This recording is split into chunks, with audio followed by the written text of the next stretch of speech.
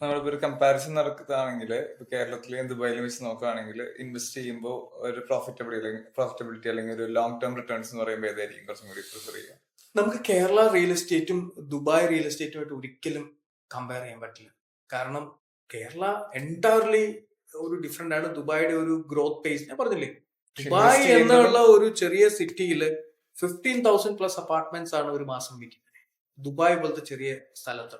അപ്പം ഞാനൊരു കണക്ക് വായിച്ചത്, ഈ വർഷം എനിക്കൊന്ന് 7.5 lakhs പ്ലസ് പുതിയ ബിസിനസ് ആണ് ഈ ഒരു ഇതുവരെയുള്ള കണക്കിൽ ഈ വർഷം തുടങ്ങിയേക്കുന്നത്, പുതിയ ബിസിനസ്സുകൾ ദുബായിൽ മാത്രം. അതെല്ലാം കണക്കുണ്ട്, കാരണം ഇത്രയും ട്രേഡ് ലൈസൻസ് ഇഷ്യൂ ഒക്കെ ചെയ്യുന്ന.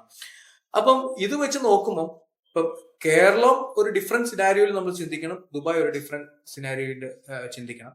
ഇപ്പൊ കേരളത്തിൽ നല്ല പ്രോജക്റ്റുകൾ നല്ല ലൊക്കേഷനിൽ ഒക്കെ നമുക്ക് സെലക്ട് ചെയ്ത് നല്ല ഫെസിലിറ്റീസ് ഉള്ളതൊക്കെ വാങ്ങിക്കാൻ പറ്റിയാൽ അതിന്റെ അപ്രീസിയേഷൻ കേരളത്തിൽ കിട്ടും. ഇപ്പൊ കേരളത്തിൽ നമുക്ക് റെന്റൽ റിട്ടേൺസ് ഒരു 3 to 4% കിട്ടത്തുള്ളൂ.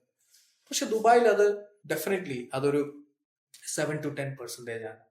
അതുപോലെ നമ്മുടെ capital appreciation, because of the high demand, less availability, ദുബായിൽ കുറച്ചുകൂടെ റിട്ടേൺസ് വൈസ് നമുക്ക് കൂടുതൽ കിട്ടും.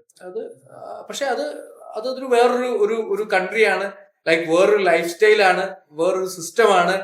ഡെവലപ്ഡ് അല്ലെങ്കിൽ ഒരു കുറച്ചുകൂടെ ഡെവലപ്ഡ് ആയിട്ട് ഒരു സിറ്റി ആയിട്ട് നമുക്കൊരു ഇന്റർനാഷണൽ രീതിയിൽ ചിന്തിക്കാവുന്ന ഒരു സിറ്റിയാണ്. അതിനെ വെച്ച് നമുക്ക് കേരളത്തിലെ റിയൽ എസ്റ്റേറ്റ് നിലവിൽ നമുക്ക് അങ്ങനെ കമ്പയർ ചെയ്യാൻ പറ്റില്ല. Obviously Dubai returns is very high, അതിൽ യാതൊരു സംശയമില്ല.